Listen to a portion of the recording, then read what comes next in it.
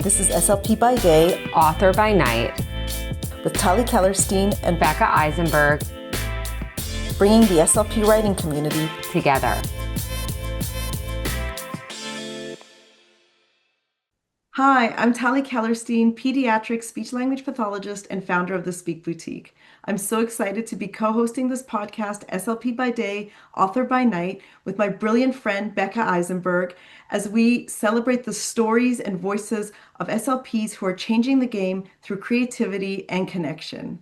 You can learn more about my work at thespeakboutique.com. Please like, subscribe, share, and comment. We read all your comments and would love to have your feedback. If you are an SLP author, please join our Facebook group, SLP by Day, Author by Night. Hi, everyone. Welcome. Today, we are so excited to have Hallie Sherman with us.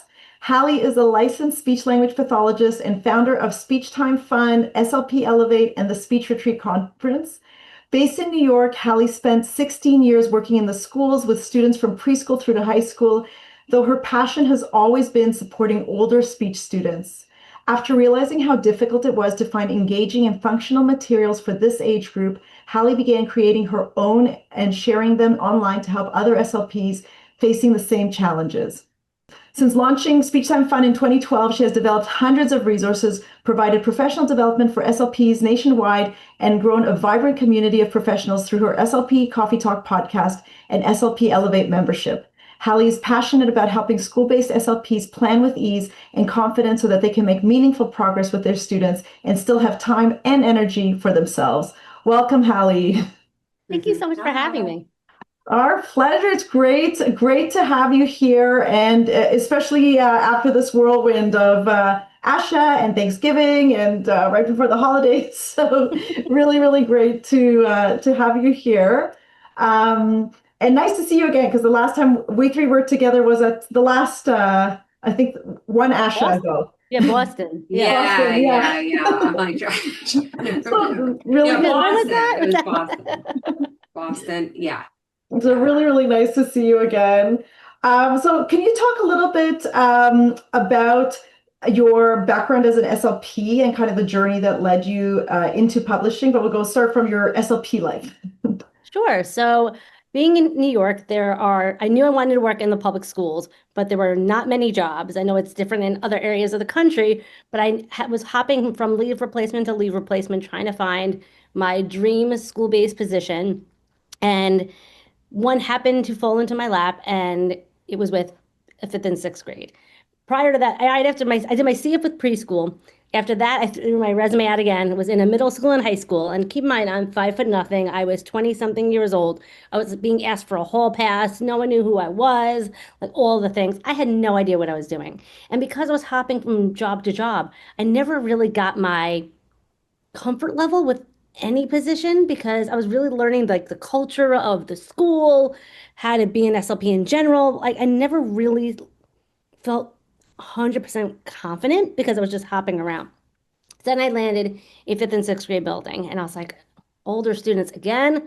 Ugh, I was really hoping for like kindergarten or something. And I was left in with zero supplies, zero, support, zero windows and circulation of air, and goals that I just inherited and I had no idea what I was doing. So I just did what anyone would do at that time. And this is pre-Pinterest, pre-TPT. And I just found some scholastic workbooks that had some main idea and sequencing and all these things. And it was okay for a while. The students were like somewhat receptive. They didn't throw massive rocks at me, but I wasn't feeling I was making an impact. I didn't really understand what I was doing.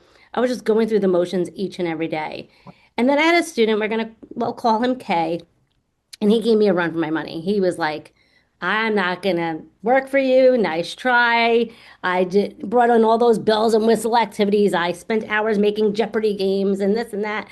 And he was like, yeah, not going to happen. And I realized I had to do things differently. What was working is not going to work for this student. And I didn't know what to do. And that's when I realized I had to ask for help. So I asked a colleague who was his reading teacher. And I was like, how are you getting Kay to work with you? She's like, well, Kay can't read. And I'm like, huh? Like, yeah, he was 12 years old, but reading at a kindergarten level. And here I am giving him 5th grade worksheets wondering why he's not Yeah. participating with me. Well, he didn't want his peers or me or anyone to know he couldn't read. So he was acting out and he was getting away with it. He wasn't doing the work. So that's when I realized I had to bring in materials that were at their level and to bring in materials that were motivating to them. I had to actually understand why I was working with students like Kay and all my students and how I'm actually being effective in teaching them skills that they're already getting in the classroom and it's not sticking. And that was when I saw massive progress, massive participation. And Kay ended up becoming one of my star students. I took the reading piece out. He felt so confident. He actually had really strong language skills. He just couldn't read. Yeah. Mm-hmm. So that's when they feel confident and they believe that they can do it, sky's the limit. They're willing to take those risks. They're more willing to work with us when we're pulling them out of class. And it's when they were younger, you took them out of class, they were excited to get a sticker. As they got older, I realized they were more aware that learning is hard for them, that they're being treated differently at school because they're getting maybe extended time on tests, taking tests in a separate room, getting extra support. They might be getting different homework. They're getting pulled for all these different things and missing specials, which is like they're breaking the day to go work on more hard things. Yeah. They're more aware of it. So once I came from a different lens, I'd had a lot more success with my students. And I ended up really enjoying working in that age group enough to like where I thought when people were going to retire, I was like, I'm going to switch with them. I'm going to like go to their buildings. People came and went, and I didn't switch. So Are you still at the same school? I ended up leaving in 2023 to work on my business full time. So back in 2012, this was like right after like Student K. That was when I decided to like start a blog because I was like, you know what? Let me share what's working in my speech room. Not thinking anyone would read it, but sure enough, there was nothing out there for working with older students, and people started resonating with it and trying out my therapy ideas and wanting more. So that's now kind of how I grew from there and started doing what I'm doing. Amazing. So okay, so then 22, so it's not that long ago, 2023. Yes, this is like no. I started 2012 is when I started like my blog and stuff like No, that. no, I know I left the 2023 schools that only you 2 years. left. Yeah. And so what have you been doing? So what's your like the full time? What is your day looking like now? So Since out of now the I'm school. doing a lot more like professional development. I'm able to do more speaking and traveling because I'm not, tied to, a school schedule. I'm able to dream up bigger ideas for my membership and for my podcast and things and do just bigger things because I have the bandwidth to do it. And I'm not doing it at night and sacrificing time with my family to do so. Yeah. No, it's Right. incredible. So you've published a lot. So maybe let's just go back and talk about, because I know you've done a children's book, because I know we've talked about it. But maybe you could talk about that, but then also talk about just all the other products you've published, as well as, I know like on different websites in different ways. So maybe you could give a little bit of a summary for that, because it's been a lot of Sure. So when different I was things you've pregnant with my done. second daughter back in 2017, I figure she was born in 2018. I don't know. I had insomnia. I was up in the middle of the night and I just had this wild and crazy idea. I was like, Ella, Bella just can't tell you. Ella is my older daughter. And at 2, 3 in the morning on my notes app on my phone, I just sketched together a book idea, not thinking anything was going to come of it. It stayed in my phone for about a year. Hmm. And then my husband's like, are you going to do anything with this? I'm like, I don't know what to do. And sure enough, at the time I was in a mastermind or some sort of coaching program someone who happened to be like a editor, copywriter, something, and she like coached me through it, and I ended up self-publishing and hiring an illustrator and hiring her to edit, and I put together, and she taught me like, how many pages it needed to be and all the things that I didn't know, and I self-published on Amazon, Ella Bella Just Can't Tell You, which is a children's book about a girl who has word finding difficulties, but her mom tells her to describe it in her best way.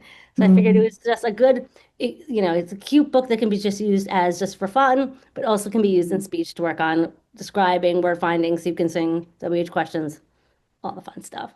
Amazing. What was the most surprising thing you found about publishing the book? What were you not expecting kind of when you were imagining it and then as it came to life? Just all the steps that I had to do to get to the end result. Yeah. Yeah. Things like I didn't know about formatting Yeah. or editing and finding an illustrator. I didn't know what I was doing. And So I made a lot of expensive mistakes, Yeah.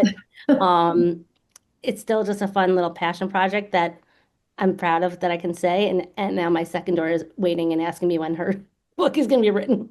Well, like eventually, sorry, kiddo. It Second also child has to be a problems. rhyming title. It has to be almost the same, right? I'm just waiting for that big idea to come. Like it came so easily for the first one, and I'm overthinking it now. The second one, I'm like, why Yeah. can't it just be a one-hit wonder? Come on, But the second daughter might be able to tell you what she wants you to write for her story, and then I was also hoping my older daughter would write it for me. also Like possible. a family project. Let's everyone work together and make it together. Yeah. And for the process, so you had the contact who first helped you, like the editor from the program, but then did she walk you through for finding a formatter, finding an illustrator, or how did you find those? I found people on like social media. Like I started Yeah. following people like that taught self-publishing, and I ended up hiring one of them to like format the thing for me because I Perfect. had no idea what Perfect. I was Yeah. doing. Yeah. And I think most of us coming in don't even know of formatting, like formatter as a profession. Like I only learned of it also when I was doing my book. I thought like, whoever's doing the illustration, they'll put it in. Right, that's what I thought too. But then more recently, I've been using like not just a formatter, but like a designer too. Yeah. Because that was Yeah, because one I thought thing my I illustrator would realized just do that. I paid Yeah. her. So, and yeah, apparently that's not. what I thought the illustrators did too. But then actually, this whole other field of this whole other person does just the formatting and designing, which is really interesting. Um, so could we just talk a little bit also about your process in creating your own materials because you've created so many things. I mean, I don't even know how many you would have done, but it's like, if not Thousands hundreds, at this maybe point. thousands. Like, I'm At this not point, sure. thousands. Yeah, I needed it for my students. My students were reading way below grade level, and if I took things at their grade level, it was too hard and they were not Mhm. motivated by it. But if I gave them second grade material in their fifth, sixth grade, they weren't going to be receptive to that either. So I started writing things at a lower grade level, but it looked age appropriate. Mm. Yeah. And I started putting them on Teachers Pay Teachers. And then I kind of got into the swing of things and a rhythm, and I started hiring some help to help me produce it faster. And that was when I realized, well, if I can produce these resources faster, people were saying, I wish I can buy everything. I was Mm. like, why not start a membership so people can get access to everything? Tell us more about that. So, because Yeah, that's so an every interesting month they get, model. yeah, so every month they get access to a whole new brand new theme that is relevant to older students. So we have in the past anime, TikTok, YouTube, artificial intelligence, natural disasters, young entrepreneurs, crafting. I mean, all the things. I Amazing. think this month is money. And it's You're articles going to at revisit different that one a levels. lot. Yeah, exactly. Yeah. Articles, task cards, boom cards, all the like. So whether it's teletherapy, or they're in person, it's designed for older students, but it's different, but simplified language so that they can be successful and it's easy to print, easy to use. It comes with graphic organizers and things so they can teach the skills differently. They get access to me and my team for support to ask questions and be like, okay, I have this student. What do I do with them? They get access to a goal bank, a data tool, informal assessment tools so they can feel like they're making confident decisions and not just throwing spaghetti at the wall. Like, And it's a platform that people sign up for, or is it a mailing yeah. list? Oh, yeah, it's a platform that people subscribe to and they get access every new month. They can log into their hub and download brand new resources, or And they is can it go in and search and use all the previous ones as well. and is it generally like individual speech pathologists who are signing up? Is it not necessarily like a school department? It's individual licenses, so schools are purchasing purchase orders for their staff, but it's for individual licenses, so they get access to the support and data tools. There's not like a group account, it's individual accounts. But yeah, schools That's can. amazing. We have, many districts across the country that are getting their support, they're funded by their districts, but then also, and you can go month to month or you can pay annually and save. Incredible. Yeah, that is really interesting. Yeah. And how big is your community now? We're almost at 2,000 members now inside. Wow. Wow, Yeah. Yeah. incredible. So it's just thinking about like if you think about 2,000 times 50 to 100 students, it's the Yeah. amount of students being impacted, students getting the help that they need.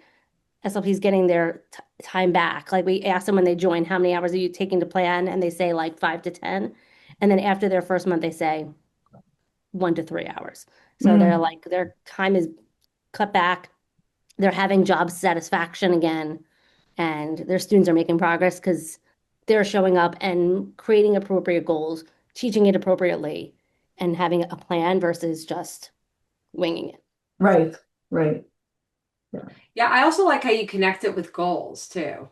Because it's one thing, sometimes people get like wrapped up in the resources, but they almost forget like that it should stem from a goal that they're working on.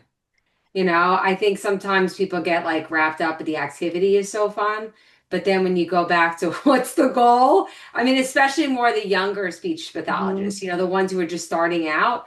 I think I like the fact that you include that goal bank, and you also include like the support for other people to be able to ask about it. Because yeah, it's may not be like let's say a population, maybe if somebody's just new going into it, have been working with like older students.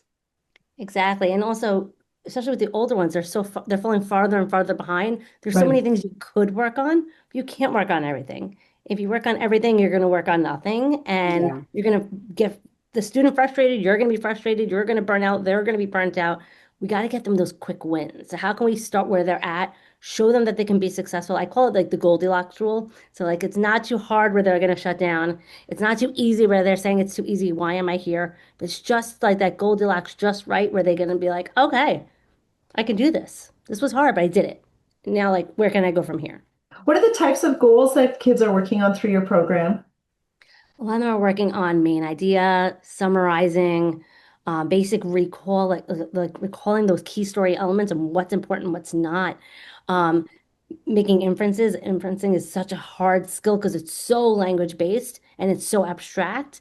But a lot of times SLPs want to start there, but the Right. students are struggling to recall those basic details, that maybe their vocabulary. Like so many SLPs want to do like work on just curriculum vocabulary. Yes, they need that for science, social studies, math, the subjects. And I always say like, hey, if you took the praxis today, would you pass? Probably 99% of us would probably say no.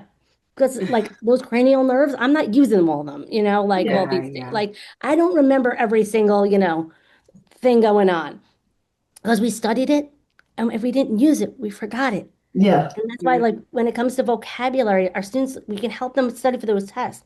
But we need to just build their basic vocabulary skills and teach them strategies on what to do when they come across words they don't know. We need to teach them how to define. What does it mean to define versus let's define these words. Right. So how can we just work on skills that are more functional versus what's going to help them just in the moment? So And do you have embedded tools to measure progress as students go through? yes, we have progress monitoring tools. We have a digital data tool. We have a baseline tool from assessments so they can track so they can determine what reading levels and length and complexity. So some students go great in a paragraph, but if you give them a 3 paragraph article, they're going to shut down. Lost. So we need to build in some graphic organizers and note-taking activities to teach the students what to do when a passage is longer. So we need to know exactly where to start versus just throwing something at them because that's what's done in the classroom.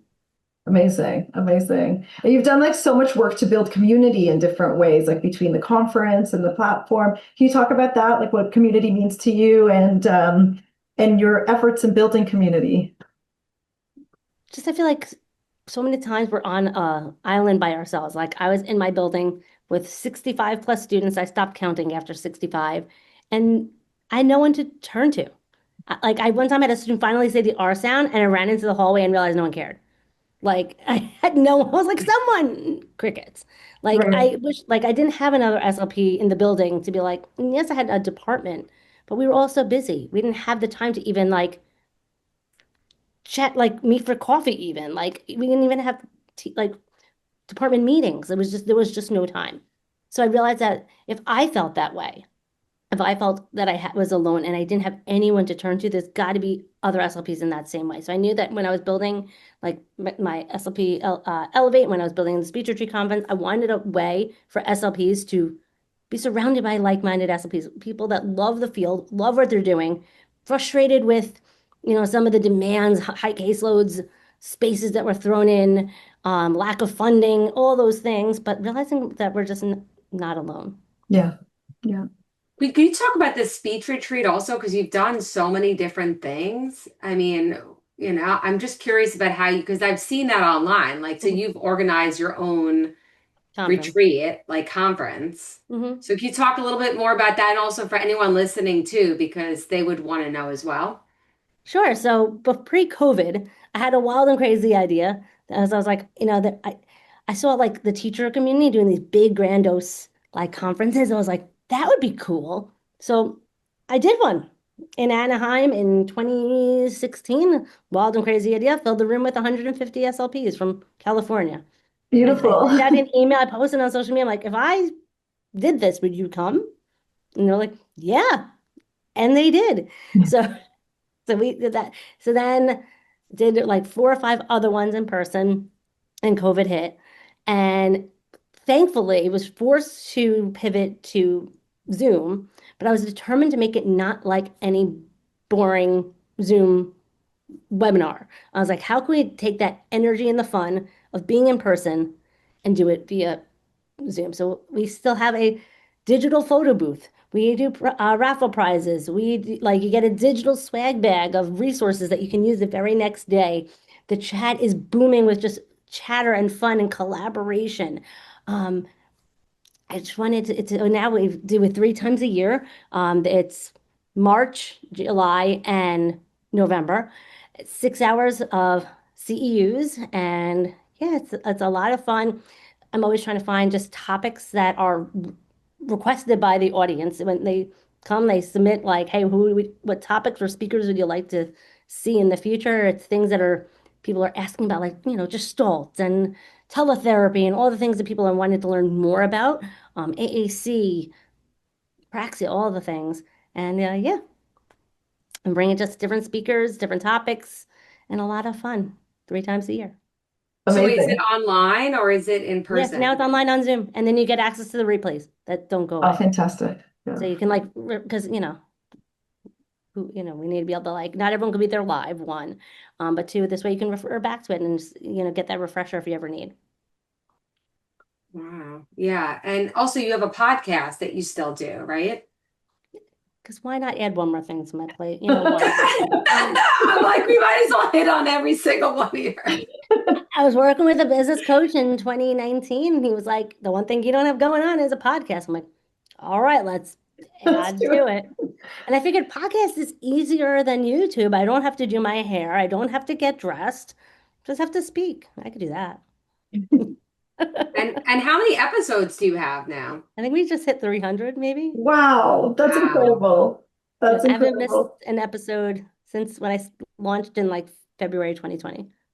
Amazing. Yeah. Wow. So who do you, so is it mostly like your podcast is just all about speech pathology or it's about like what is it more specifically The about? speech, I bring in different guests. It's topics like about older students that people are asking, questions that I see in my communities, and I'm, answering. I bring some of my blog posts that are, from the archives to life, talking about it, going more in depth. Depends on what mood I'm in. Do you have is it a guest-based podcast or sometimes you have a guest, sometimes you don't? It's whatever there's no rhyme or reason. It's, if I have a guest, great. If not, I fill it with by myself just talking. Amazing, amazing. Wow. That's a lot of it's so many creative and like productive outlets that you have and both like resource sharing and community building. Uh, really phenomenal. Thank you. Yeah, and you mentioned the business coach too, because I think that's like really interesting. Because like I think what we were talking about it with some of the other with the other guests is that, as a speech pathologist, you don't get those classes in like marketing and business and unless like you minored it or you took it as elective. So is that something that you continue to do? Like you have coaching in that area? Oh yeah, I've found since I think 2016, I've been working with someone in some capacity. They're taking a course and I now prefer like the coaching aspect of it and being like in a group program of some sort. And depending on my goal, like in the beginning, I was like, teach me about Instagram. And then it was teach me about how do I run a business? Then teach me how to hire, teach me how to like fire, all the things. And now Yeah. like teaching me systems and processes and scaling and working Where more does right where now, does working more somebody efficiency. find a business coach? I wouldn't even know the first Yeah, I person. know. That's because I think, right, I had the same question. Honestly, like just social media and business entrepreneurial podcasts. So I've just Uh-huh. been I would listen to one and someone would bring on a guest and I start listening to theirs and I follow them and seeing, yeah, it's just depending on like who, and right now I'm working with 3 different ones right now. So Oh wow. Okay, amazing. I'm a sponge, but it's all different based on the different goals that I Yeah. have. But I find that like it keeps me always thinking and always growing and not staying stagnant and not wanting to just be complacent because times are always changing now with AI and now with Yeah. like social media algorithms are always changing and um, just different things. So my needs are always changing. So I'm always wanting to just learn and having a support to go to when I am stuck. Do you find that you put a plan for like these are the aims for this year and then you're hitting them through or you move differently Both. as the year goes Both. both? Like I Okay. started working on like my 2026 like plan. I was like, okay, this is what I want to hit by the end. And then I go quarter to quarter and I have someone on my team who's like my operations person. We sat together and like mapped it out and then she's going to help build out the processes so like and we can actually hit these goals. But also as the year goes on, like this past year, we pivoted many times Right. because whether Yeah, we you hit have it or to. didn't hit it or had roadblocks. Um, so a little bit of both. And when you're doing professional education, it's mostly in the SLP space, or have you considered coaching people for because like none of us have this business experience. It's amazing. Like you've acquired so much knowledge in that state that I feel like you would be such a great person to run that kind of I, training. I haven't. I've honestly, I have not. It's something that maybe once have things more systematized in my business that I'm not needed as much in it, that I can Yeah, focus on some other like passion projects and things like that. Maybe one day. yeah, yeah. Just to add, more to your plate. Why not? So, Well, it's also like how to manage your whole team because you have like a whole team at this point. Yes. Yes. I'm now just more, I'm the marketing and salesperson, but the rest is, I have people behind the scenes doing pretty much everything else. Wow. Yeah. But I think that also leaves you open to kind of being creative and thinking of other ideas. Yes, and that's what I like. I like having that space to kind of dream big. I have like notebooks next to me at all times. I'm always like I have one like in my my nightstand because I'm always like, oh, I have an idea. I'm that 3 in the morning kind of yeah, person. yeah, yeah. So and then I I'm think like, a lot of ChatGPT, us how are do I bring this that. to life? That I can definitely relate to. I think all of the creative personalities, that's where we hmm I don't know, Becca, you're also a middle of the night idea person. I'm not like in the middle of the night, but more about the notes. hmm Mm. A lot of times when I'm on a walk, like because I walk a lot, I'm like the walker in my neighborhood. Like the one who's always walking, and I just get a lot of ideas when I'm walking. But the note app, I mean, my notes app has so many different ideas My voice on memo app things. because I talk to Right. myself. Yeah, yeah, exactly. Sometimes I'll just like speak into it, or I'll send an email to myself or something like, don't forget this because I'm thinking of this. But yeah, I think in those ways, but I actually think when things are like when you're not so busy, it's actually a time that you get actually more ideas. Or when I'm on vacation, actually, when I'm on vacation is when I get the best ideas. Oh yeah. Mm. That's always, and So where are then we going most next? people just want to relax when they're on vacation. But like I was in our computer and I'm like, oh, it's gonna be so fun. I'm like, think of all these ideas. So that's why everyone I guess is like is different in that way. All right, so you still creating your material, like still creating new materials, even though you have so much. Yeah, every month we have brand new resources coming out. I have a team helping me create them, but it's still my ideas, still my Yeah. brainchild, but it's someone else helping me bring it to life now. So I want to know from this transition where you're working in a school and things are very structured, right? Like schools has their own calendar and the beginning of the day and the middle of the day, and you're going from something structured. And then 2023, you jump out on your own. And so now your time is yours to structure. Mhm. How do you navigate that without like, making sure you have some time to breathe? I don't know if you do ever. The first few months, I was literally sitting here like this, like I don't know what to do with myself. And like I was like, am I missing something? Like what's the most am I supposed to be doing? And then I eventually started building a routine. Like now I go to the gym, I throw the kids on the bus, I go to the gym, work on myself, and then like I rent office space, so I'm out of the house, like Uh-huh. in a more like I'm not sitting on like my couch cushion, like or whatever. Because then I'd be starting watching like Love is Blind or something and not being Yeah. productive. Um, which some days I just do that anyway. And I'm like, you know what? I earned it and I don't care. And I just, as long as I have like my to-do items for the week and then once they're done, like usually Fridays, like that's the days I make like nail appointments or I go shopping or meet a friend for lunch. And I'm like, let me do the things that like I couldn't do before. So Yeah. Yeah. Beautiful. How do you keep yourself like on the ball for the days that are like the Monday through Friday to keep the schedule going? I mean, I just like my Google Calendar is constantly going, bloop, you have another call. Like having calls Okay. like this, like keeps me like organized and keeps me Yeah. on target versus sitting around like, let me just go get another cup of coffee. Let me just twiddle my thumbs. So I like to keep myself busy Yeah. so that Yeah. I don't get into that lulls and it are always giving me new ideas and fresh ideas. So Beautiful. Beautiful. Is there Right, and any then you have oh, your sorry. office too, if you're going to do any like kind of have your own private clients as well, if you wanted to do if I that. wanted to. Yeah. That's the benefit is Yeah. like when I quit, I was like, what's the worst case scenario? I could take private clients. I could do whatever. I could go work for a university. Like there's so many other options if I wanted to. If I can take like a leave replacement gig if I wanted to for like 12 weeks. Hmm. Right. Yeah. Yeah. Who knows? Yeah. Hmm.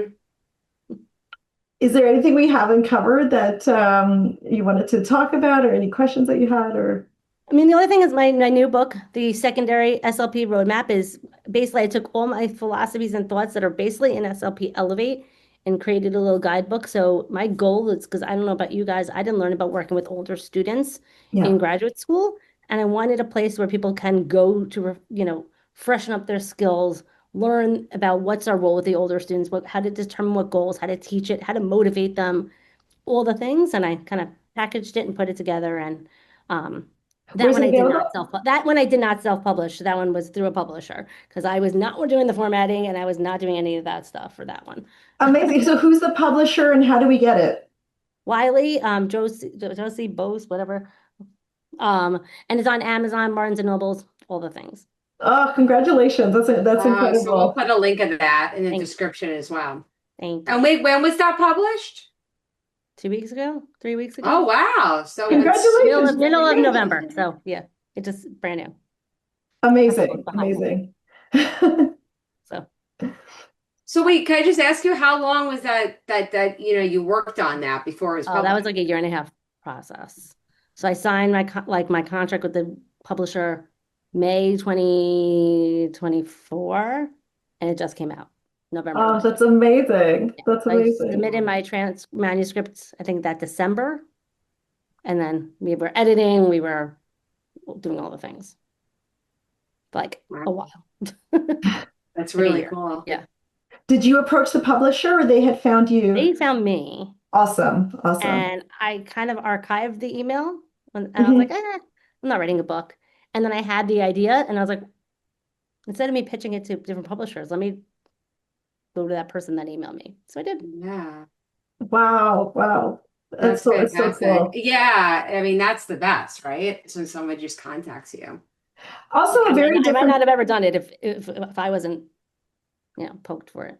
it's also such a different kind of writing than the children's book, right? Because the manual, like, it's effectively a guidebook, right? A guidebook for how did you decide on the structure and Of content course, and I sequence? took a course on how to write a book, and it taught me how to outline it because I was like, I don't know what to do. It was like a 30-day challenge, like write a book in 30 days or something like that. Uh-huh. Oh, I So of think course, I yeah. also, yeah, actually, I think I know what you're talking about. Yeah. I don't know. So I was like, okay, here to come up with your outline, then sub outlines, and then go in and then go back and add the story. So I kind of just did that. And That's it took me more than incredible. 30 days, but that's okay. But well worth it. Well worth it. I'm sure it'll be an incredible resource, is an incredible resource for our community, for SLPs, and well done. Hallie, make sure you email us the link so we can put it into the notes. And it's been amazing to have you here. Thank you Thank you for so coming. much. Thank you so much for having me. This is SLP by Day Author by Night with Tali Kellerstein and Becca Eisenberg bringing the SLP writing community together.